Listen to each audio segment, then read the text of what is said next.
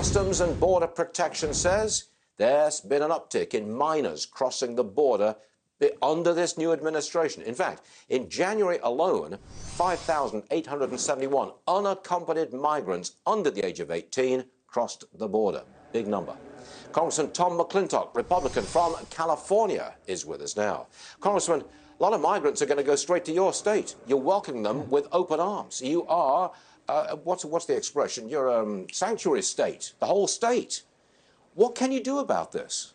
Well, we're a state without borders, which basically makes us an international territory, and unfortunately, that's what the left is planning for the rest of the country as well. What can we do about it? Well, first things, vote against Gavin Newsom in the hopefully upcoming recall election, who just signed legislation to give $600 to illegal immigrants currently in the state of California. But beyond that, there's not much any of us can do for the next 20 months until the next election. But the American people are going to have to start asking themselves some fundamental questions. I mean, how are American families helped by flooding the labor market with illegal immigrants?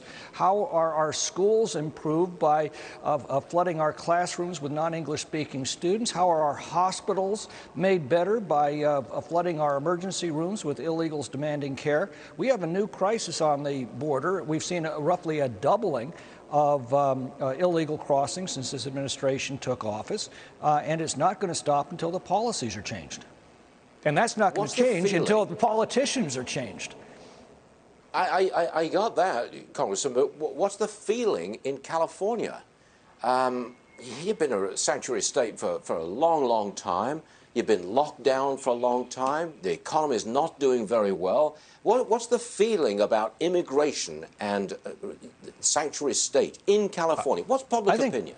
I think people are getting fed up. And by the way, the people I've found who are the angriest about illegal immigration are all of the legal immigrants who obeyed all of our laws, who respected our nation's sovereignty, who did everything our country asked of them. And now they're watching millions of illegal aliens cutting in front of them. Do you know if there's a line to get into California at the Mexico-U.S. border?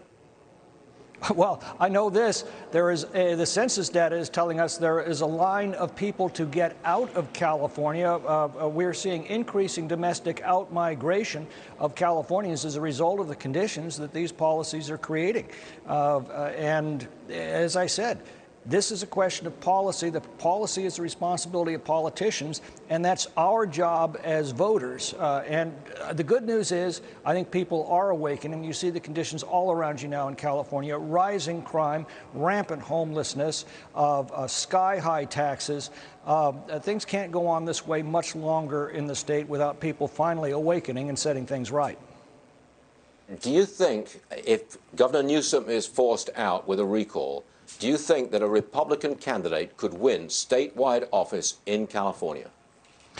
The way the recall is structured, yes, I think it's a distinct possibility. Plus, again, just people are fed up. It's no longer Republican versus Democrat. It's policies that work and policies that don't work. And the policies that the left has brought to California and are trying to impose on the country just don't work. They suppress workers' wages. They cause rampant American unemployment, homelessness. All of the social and economic pathologies that you see in California are common to other jurisdictions where the left takes control. And one important part of that is the left's fixation on open borders.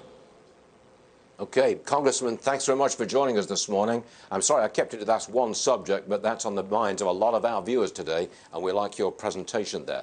Congressman McClintock, thanks for joining us. Appreciate it. My pleasure, Stuart. Thanks for having me. Thank you, sir. Now